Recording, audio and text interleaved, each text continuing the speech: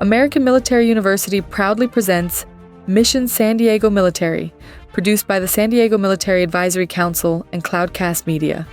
San Diego is America's finest military city. From the Marines and Navy to the Coast Guard and Naval Special Warfare, San Diego is a proud military town. Mission San Diego Military will help you better understand how the San Diego military leads, innovates, and cares for community and country. Mission San Diego Military, co-hosted by the CEO of the San Diego Military Advisory Council, retired Rear Admiral David Boone, and Drew Schlossberg with Cloudcast Media, begins right now. I'm Drew Schlossberg of Cloudcast Media and co-host of Mission San Diego Military, a podcast series generously sponsored by American Military University, a leader in educating our military and their families since 1993. So honored to have as co-host David Boone, President and CEO of the San Diego Military Advisory Council, better known as SDMAC. David is a retired Navy Rear Admiral, and the Mission San Diego Military podcast series is brought to you by Cloudcast Media. And as our tradition, David, it is all yours to introduce our guest. Thanks, Drew. It's great to be back with you again, doing another episode. We have a really special guest today, Captain Elizabeth Adriano, special in a number of different ways, but she's at the end of her 30-year career in the Navy, retiring next month, co-retiring with her husband, also Captain Adriano. So they're going to do a dueling banjo retirement kind of thing. No banjos. No banjos. There will be no banjos. Aboard the USS Midway in August, and so that'll be fun. But Elizabeth is the commanding officer of the hospital at Balboa, but she's had an amazing 30-year career, and like most military personnel, she's been all over the world. She's been, of course, stateside in the places where our hospitals are, but she's been to Sigonella, Sicily. I think we were stationed in Guam together at the same time. I was the commanding officer of NAVFAC there from 2003 to 5. We absolutely overlap by a good 2 years. Yeah. How about that? Yeah. Maybe I saw you out running. Maybe. I was doing that a lot back then. But she's been all over the Navy world. She is not only an administrator, but a real physician, an obstetric Gynecologic surgeon and obstetrician, as we now call ourselves, and I can talk a little bit more about that later. Yeah, right. So she does that.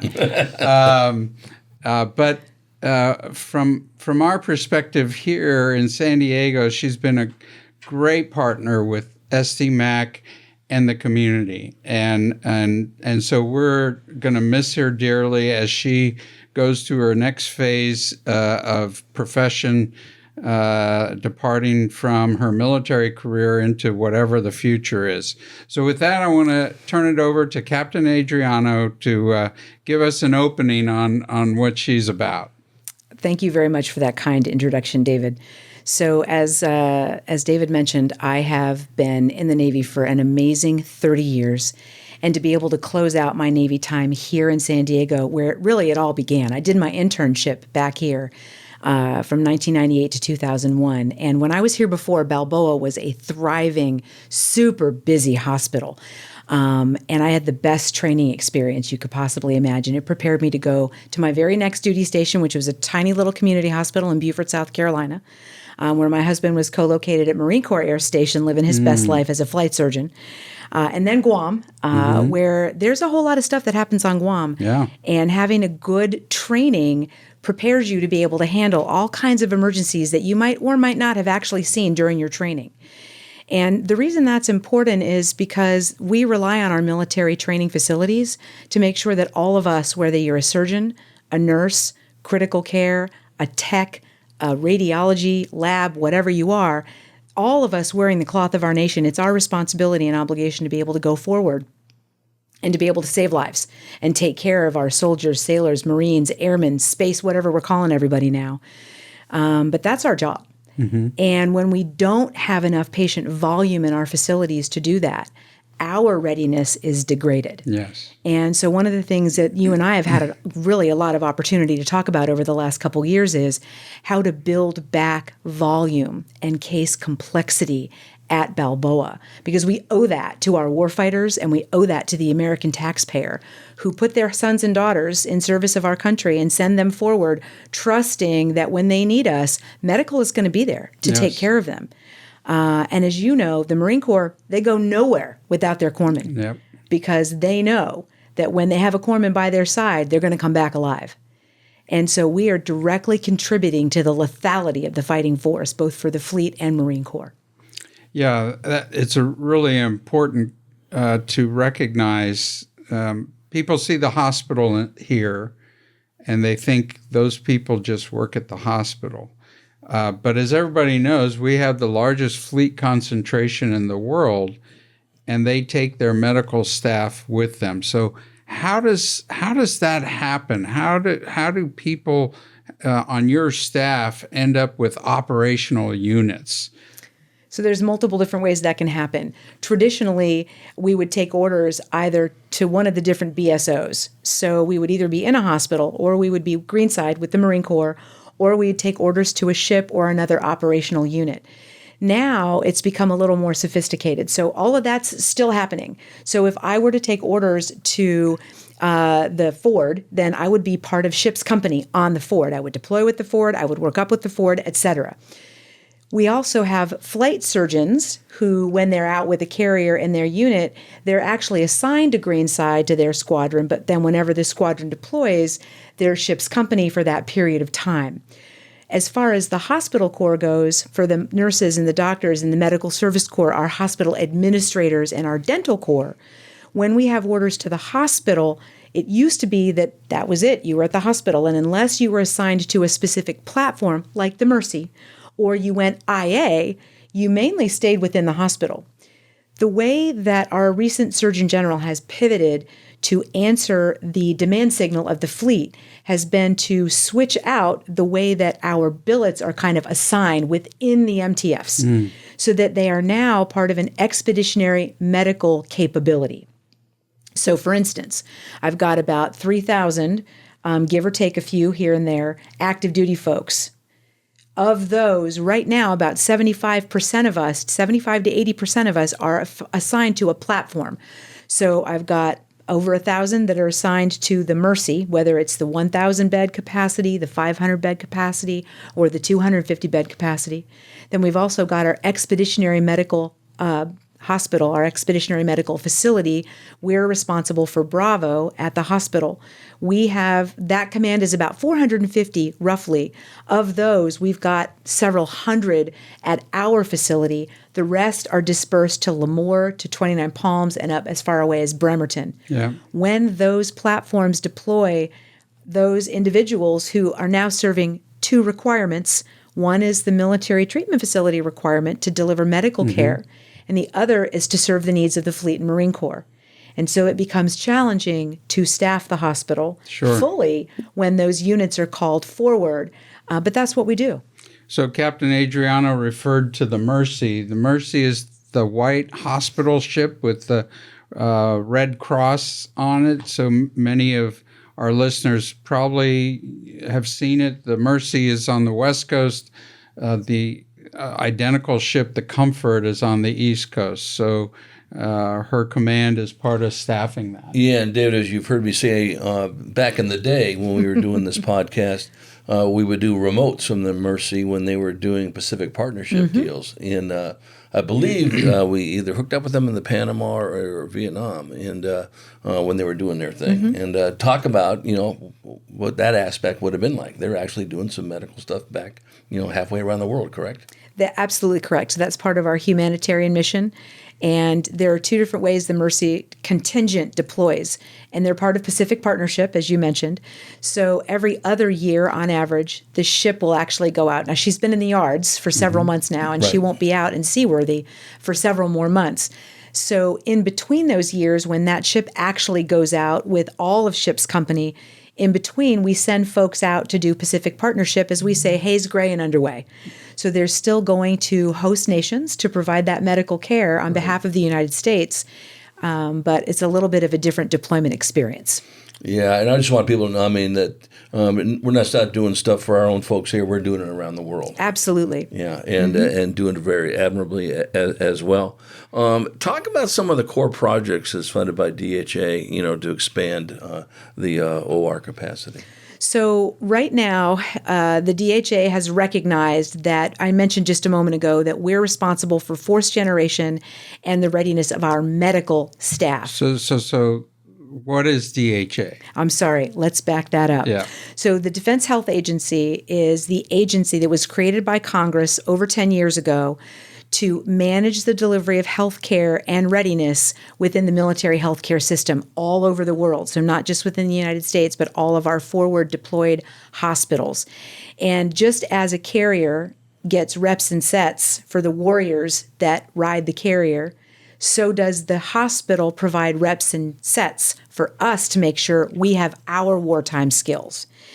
And so over time, the DHA has kind of taken over the management and then the delivery of healthcare within all the MTFs. And there's more than 300 when you count all of the active duty clinics, the community hospitals, and the military treatment facilities, the larger medical centers that are scattered all over the United States and overseas. So the DHA funds us, so they keep the lights on, they pay for our equipment, they pay the bill for all of our civilian personnel and all of our contractors, and the military departments are still in charge of all of us who wear a uniform, so all of the uniformed bodies. So the DHA then is financed by Congress through the Department of War, and that's how all the money comes down to us.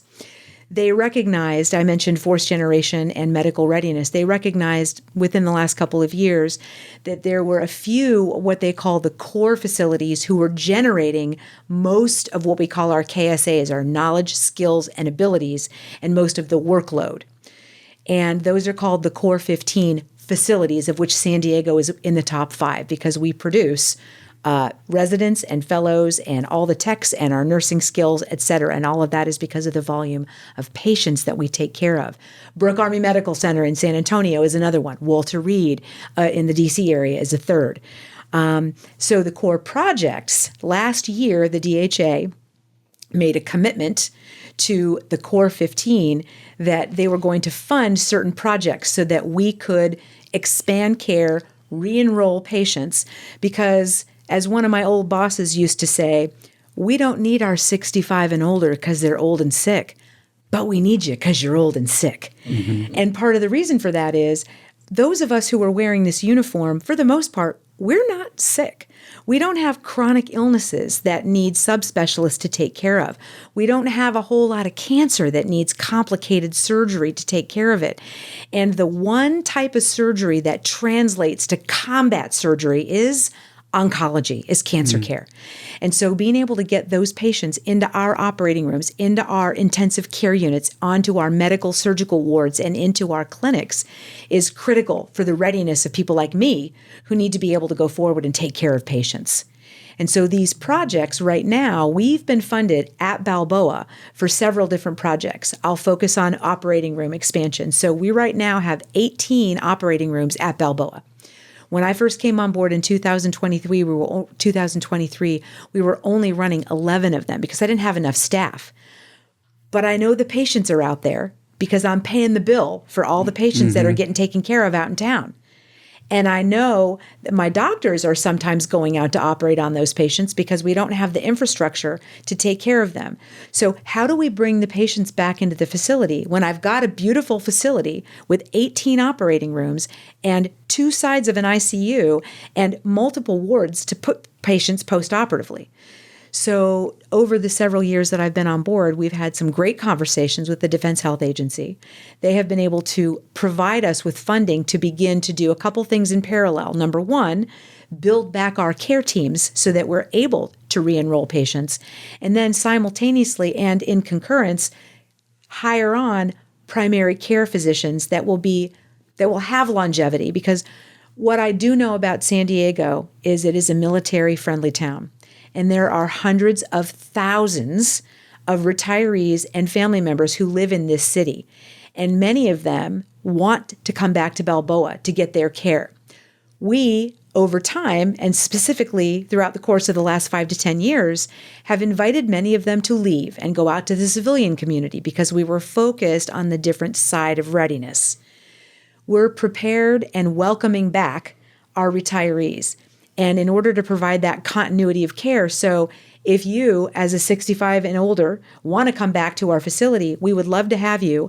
And I'm going to provide you with a civilian physician who will have that longevity, who will not PCS in 2 years, who will not deploy every year and a half, so that you don't have to tell your story every time you come back to the facility. And we have capability and capacity for a rich opportunity for specialty care. So endocrinology, rheumatology, hematology oncology, pulmonary critical care, dermatology. And we're balancing our requirement to take care of active duty folks with an opportunity to bring back more complex care and case volume. Number one, because we're training the medical generation of tomorrow. They need to see those cases and those patients. And number two, for people like me who may not need the training anymore, but who want to sustain my skills, it's very important for me to be professionally satisfied. And all of those folks that are in our facility are giving us the opportunity to be the very best so that we can take care of the next generation of warfighters. Yeah, no question. My first PCS, when I came back to stateside, we were so stressed out. Everything was just thrown at us. And I wish I could just go back and tell past me, like, hey, it's going to be fine. Go with the flow. I'm Drew Schlossberg of Cloudcast Media and co-host of Mission San Diego Military podcast series. Generously sponsored by American Military University, a leader in educating our military and their families since 1993. Honored to have as my co-host David Boone, President and CEO of the San Diego Military Advisory Council. We are honored to have Captain Elizabeth Adriano, Director of Naval Medical Center San Diego, and Commanding Officer of Navy Medicine Readiness and Training Command. You know, I want to ask you this. There's a whole bunch of questions we can't wait to ask you, but I'm going to throw this one out. I'm going to throw this one out here. I tend to ask this more on some of the other podcasts we do, but is AI affecting anything you folks are doing? Not in a negative way yet. What we have, and I'll tell you, as a practicing surgeon and physician, Yes. I love ambient listening, and I'll tell you why. In my practice, I take care of women. Women really love to be attended to. I, as a doctor, want to be able to gaze deeply into my beautiful patient's eyes, let them know I'm paying attention as I'm taking my notes. I can't sit at a computer and do my notes live time because then I'm ignoring my patient. And so for me, whenever I'm in clinic, it always takes me several hours after I'm done in clinic to get caught up with all the documentation that is required. Ambient listening has allowed me to not have to do any of that. And patients love it. Most of our patients, they get technology. They know all about AI.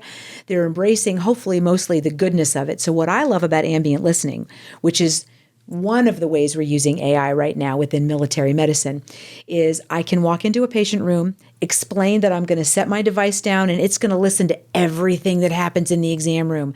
But it's smart enough to A, not forget anything, and B, remove all the extraneous stuff that has nothing to do with the visit, because you make a lot of small talk with patients. Of course. And then the computer does all the work for me. And then I ask my patients, do you mind if I let the machine do that for us today? I've had 0 of them say no. And what I've noticed about my notes is they're organized, they're complete, they're full of the detail that maybe I would have said but different, but it's going to be easy for someone else. They are subdivided in ways I never would have subdivided them. And all the counseling that I do is spelled out without me ever having to type a thing. So it has revolutionized the way that I approach healthcare. It makes me happier to go into clinic. I was always happy because I love taking care of my patients, but now I don't have the dreaded task of several hours of what we lovingly call pajama time, where I'm taking my work home with me, and it's interfering with time that I could otherwise be spending with my family. Exactly, and you are looking directly in your patient's eyes. Absolutely. I am, into their big, beautiful eyes and getting the whole story. Exactly. David? So, You talked about the growth from DHA. what does that translate in terms of additional people to the hospital? How many more?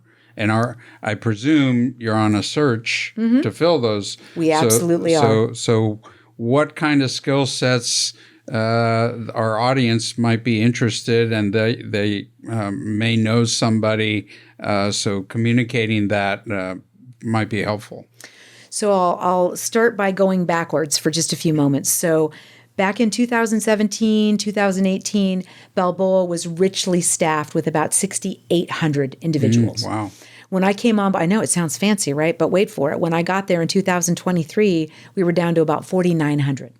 So when you don't have the same number of people taking care of patients, both front-facing, so actually touching patients, but then all the people on the backside that it takes to take care of those patients, people in administration, people that are involved in billing and coding, people that do linen and housekeeping, my CSs and my people in the CSs, culinary specialist, my cooks and my folks in the kitchen who are making food not only for our patients who need 3 squares a day and snacks, but also for our staff for breakfast and lunch.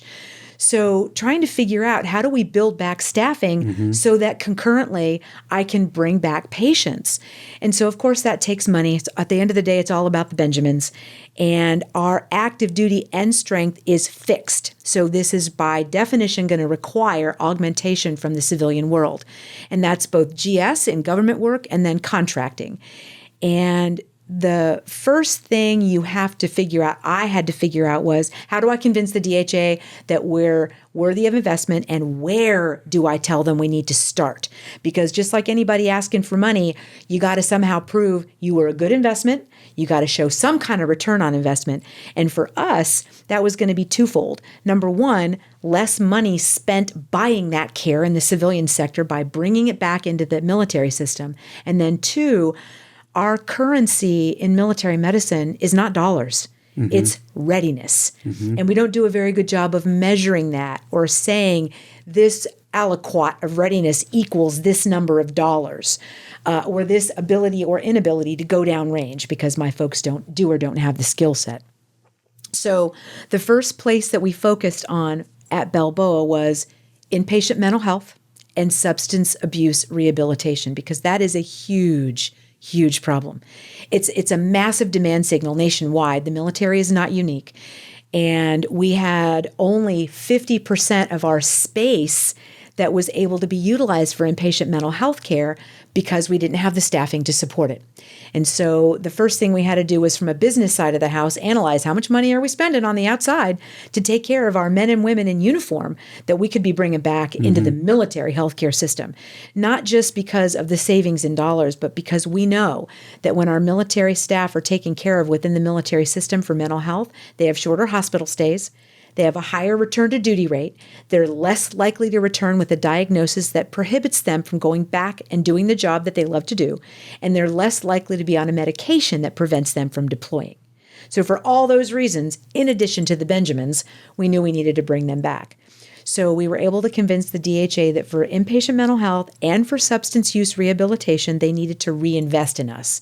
And they said, yeah, that sounds like a good idea. And you've provided us with data that says we're going to see a return on investment. And so we were able to do both of those things. And indeed, we've been able to show return on investment with all the metrics that I just shared with you. So that took us about a year and a half. And as you know, when you're in command, you get 2 fat years to do all the things.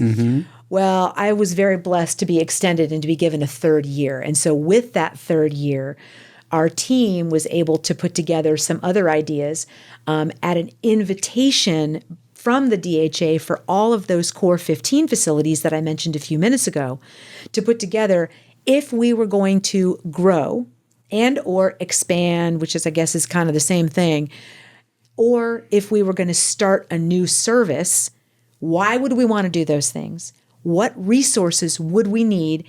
And what was the dollar value that was going to be attached to that?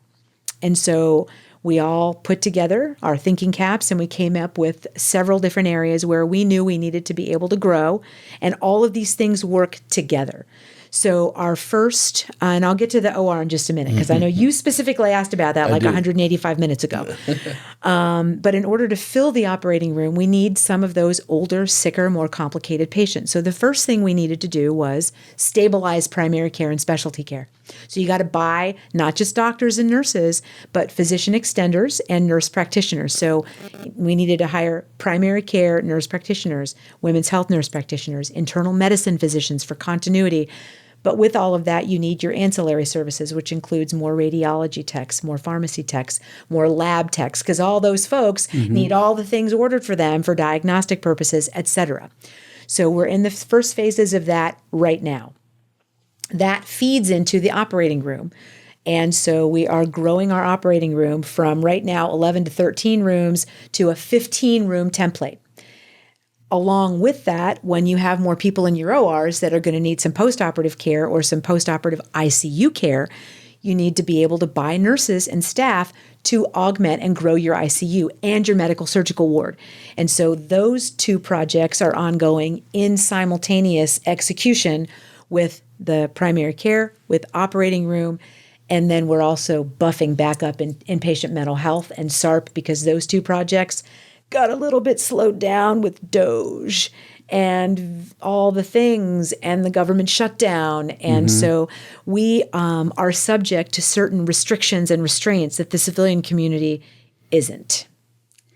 Yeah, no, first of all, great answer on that. Before we want to get to primary care with the intent to interact with TRICARE for life, before we get to that, you brought up something that unless you live in a different solar system, mental health. We know we're at a mental health crisis in this world, okay, whether it's in the military or not in this aspect of it. And obviously you just talked about it in this area. You're seeing gains in how we're treating our men and women in uniform as well. Do you also work with the veterans in this area as well? We do, not as much as I would like us to moving forward, but we are actively partnering with the La Jolla VA to figure out where are their needs and our opportunities to assist, and vice versa. And that is still a very nascent conversation, even though it's been going on for a very long time. You may or may not be aware there was an MOU signed between the Secretary of War, Prior Defense, and the Secretary of the Veterans Administration last year that worked to make our relationship more robust. The challenge with DoD and VA is that the command and control organizational structure is very different between the Department of War and the Veterans Affairs, Veterans Administration. And so locally, we have a great relationship, and we've been trying to figure out how to continue to partner. We have a couple of service lines that we've been able to help them out with. Number one, ophthalmology and cataract surgery. So they had a big backup in their cataract surgery wait list, and so we were able to help them clear that wait list last year. We're also working on initiatives to help out with cochlear implants for their hearing impaired, for major joint, total joint replacement surgery, because they have surgeons and they struggle with space issues. We have some space, so trying to figure out how best to partner both from an operating room standpoint, a clinical standpoint, and then a sharing of personnel and staffing resources. No, I appreciate that. Talk about the stabilization of primary care with the intent to reattract. Yeah. So our goal is to bring back our TFLs and T+, as I mentioned earlier. So how to do that when they have been pulled in and pushed out and pulled in and pushed out repetitively. TFLs? TRICARE for life, sorry. Thank you for calling me on that. We have a lot of acronyms in the military, and then we have even more in medicine. So you put those two together, and it's a little bit of a nightmare. For education, we got our own. But all of those are 65 and older patients. And when I get out into the community and when I see some of our older patients that we've pulled back for specialty care, almost 100% of them express their appreciation for military medicine, their love of Balboa, and their desire to be able to come back for most, if not all, of their care. But they struggle with this trust situation because we have pulled them back, as I said before, and then the world happens, and all of a sudden we're deploying everybody out of the hospital, and their primary care doctor that they just got to know and love and trust for the last 3 years is all of a sudden out defending our nation's freedom. And so to stabilize that and to provide and to regain that trust and to renew that ability to provide longer term care with individuals who aren't going to deploy and who aren't going to PCS, the focus is now on both contracting and GS, internal medicine physicians, and PAs and nurse practitioners who can fill in the breach and be more of a consistency moving forward. And all that's well and good. But how do we advertise and market? In military medicine, we've never had to sell ourselves. We haven't, because we were a benefit that people had the right to come see, and we were happy to provide that service. And over the years, both veterans now have choice, and so do our beneficiaries, and so do our active duty in some cases. Because TRICARE, to get to your point, I'll try to tie it all together a little bit, but TRICARE has rules about what we are and are not allowed to accept, not just based on capacity and capability, but based on wait time for the appointment, based on drive time. And what we've noticed, it's been super interesting as we've begun to reattract care. What we've noticed is that for a lot of specialty care, even though the TRICARE rules are, I got to be able to get you in within 20 days, 28 days. Out in the community, a lot of times wait times are way longer than that. Yep. For some specialties, they are months. Yes, they are. And so we have revised our script so that if I have patients that call, just for instance, and say, I have a referral to see an endocrinologist, my wait time might be 35 days, but out in town, you're going to wait 65 days. So what we're doing is saying, hey, Mrs. So-and-so, we are not going to be able to meet the TRICARE mandated wait times to get you in here. But what I can tell you is you're going to wait 30 more days to be seen in town. Are you willing to waive that wait time here so that we can get you taken care of in our facility? And when we offer that to our patients, they mostly say it's yes. Unanimous. Please. Why wouldn't you? Right. Yes. And really quickly, I want to segue back to a question you asked that I haven't answered yet, which is what flavor of people are we looking for? So anybody that has a healthcare background or skill, and that's pretty far-reaching when you get right down to it. So we're looking for specialty techs of all flavors, interventional radiology technologists, surgical technologists, radiology, advanced X-ray and CT, behavioral health techs, substance abuse counselors, doctors, nurses, coding staff, administrators who have experience and specialty in patient tracking, patient administration, people who can make appointments, people who can answer the phones, all of those folks. And USA Jobs is where you want to go to look. We have also contracted with several different companies in town. So I would say get on the internet and start scrolling for job opportunities in San Diego at Balboa, at Naval Medical Center, San Diego. That is how we can put the community in touch. And can I just share with you, we were able to get some airtime on KUSI a couple of weekends ago.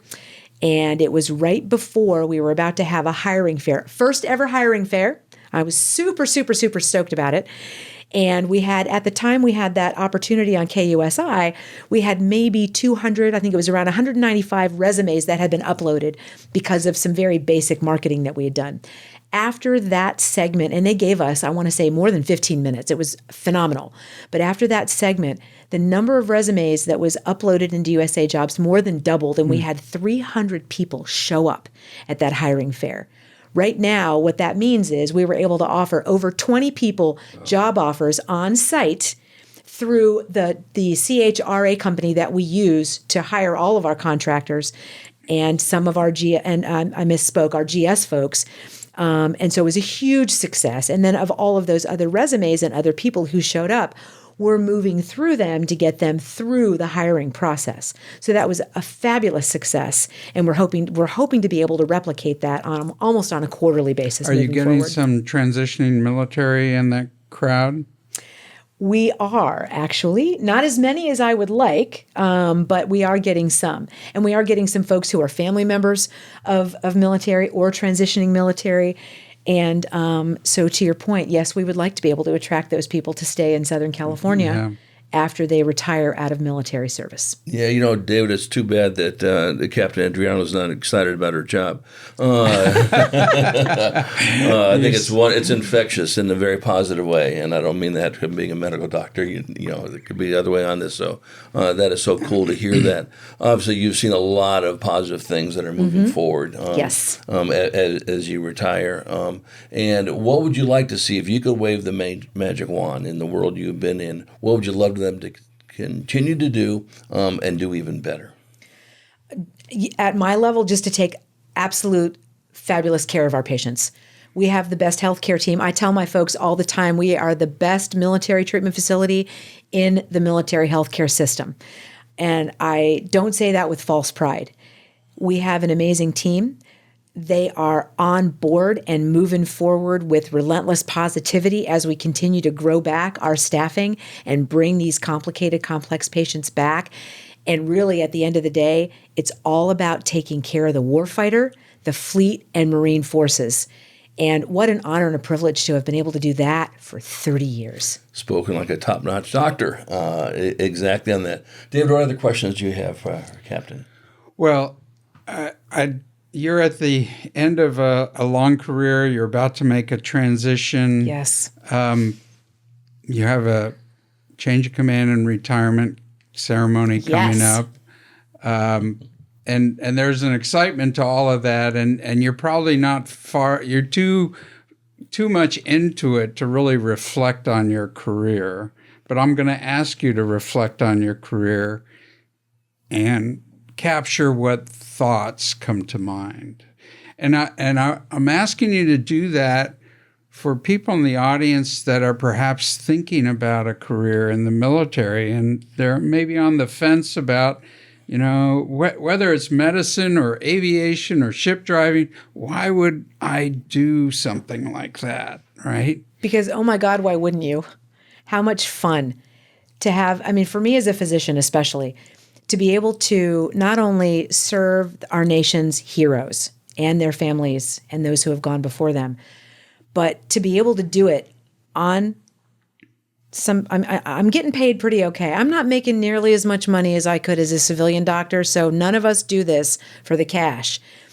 But what an amazing opportunity to live all over the world, to be able to work as a doctor in Italy and on Guam. As a civilian doctor, I would not have had those opportunities to take care of some super interesting and complicated patients, so very professionally satisfying. And then to be able to grow the next generation, not just of medical staff, but of sailors. What I've had an opportunity to do with some really amazing mentors and people by my side is to grow the next generation. And to know, people talk a lot of crap about the young people that are coming up now. Oh, they're so much weaker than we were. Oh, they can't do this. Oh, they can't. And that is a load of crap. These young people that are signing contracts and are coming in to join, they don't have to do that. And some of them are smarter than I'll ever be, and they could be making a whole lot more money on the outside, but they are choosing to come in and serve. Because in what other life, in what other profession can you get on a submarine and cruise around the world hunting down our adversary? In what other job can you get on a carrier and watch amazing pilots and pieces of equipment landing on the deck? You can't get that anywhere else doing anything else. And the people that you get to work with in the Navy are bar none. When you look at these 18 and 19 and 20-year-olds that are doing that are looking with the most sophisticated type of technology that are worth $400 gazillion. Yes. Are you kidding me? You're in the right spot there. Yes. Well, Captain Elizabeth, Adriano, thank you so much for joining us. Congratulations on a wonderful career. And obviously your legacy is going to be on the people that follow you and the ones you've worked with, and now are going to be taking that next step. We wish you nothing but great success moving forward. And to our audience, we hope you enjoyed the interview. We hope you enjoyed this episode of Mission San Diego Military, presented by American Military University, an educational leader for active duty military, veterans, and their families. Mission San Diego Military is produced by the San Diego Military Advisory Council in partnership with Cloudcast Media, the national leader in local podcasting. We're sure you learned quite a bit about why San Diego is America's finest military city. Please like, subscribe, and share the show. Cloudcast Media.